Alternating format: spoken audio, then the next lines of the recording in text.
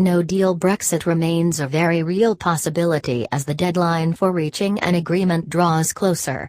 The UK and EU trade talks have stalled once again and have now been suspended for a short period after a member of the EU's Brexit negotiation team tested positive for coronavirus. A no-deal Brexit is the default legal position if both sides cannot come to a deal about their future relationship. What is no-deal Brexit? Britain formally left the EU on January 31, 2020, from which time an 11-month transition period began. But if a deal is not ratified by the end of this timescale, a no-deal Brexit would happen. This would mean the UK would also automatically revert to World Trade Organization trade rules.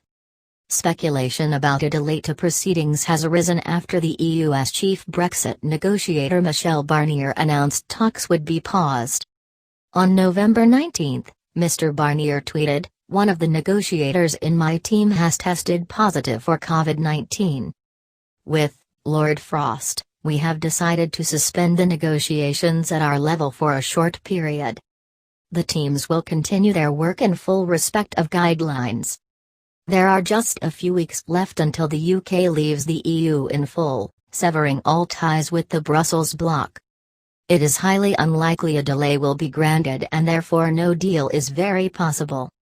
French leader Emmanuel Macron has insisted a UK/EU trade deal must be translated into French before he will support it, even if this means risking a no-deal Brexit. His insistence means time is officially running out for both sides to agree a deal, pass the bill through UK and EU Parliament to ensure it can be ratified in time before the end of the year. For several weeks, both the UK and EU have claimed a deal is within grasp.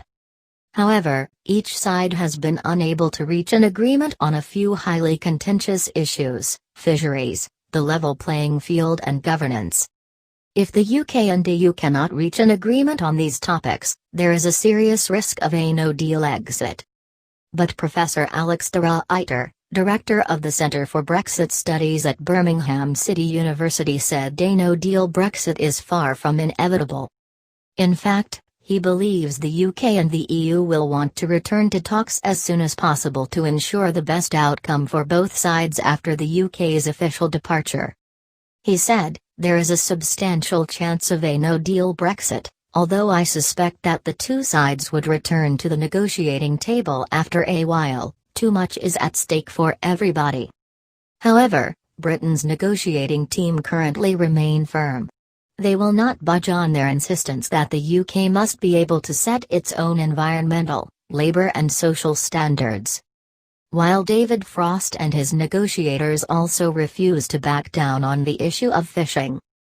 A UK official said, "Although there has been some progress in recent days, there is much work to be done and time is now very short. We now need to see more realism from the EU on what it means for the UK to be an independent state.